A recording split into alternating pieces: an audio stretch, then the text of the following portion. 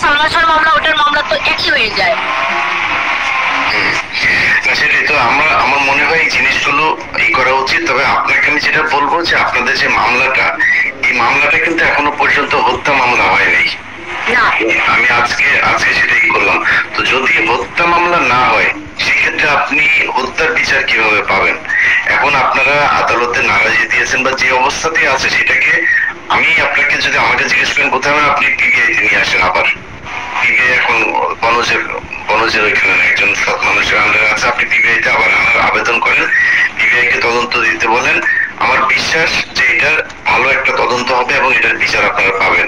আর আমি আপনার সাথে আছি।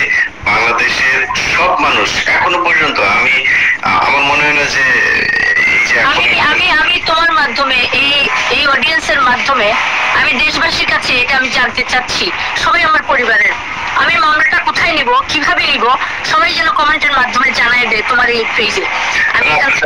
আপনি আইনজীবীর সাথে কথা বলবেন এবং আমি তো আপনার সাথে কথা বলবোই।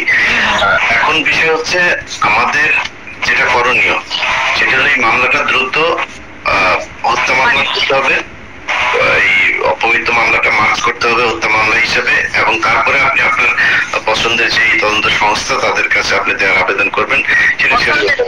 এখানে যারা করবে দেশবাসী বলুক, সবাই তোমরা আপনি সিআইডি তে যান, এসপি তে যান, পিবিআই তে যান না, আমি মনে করি না খুব বেশি ম্যাটার করে।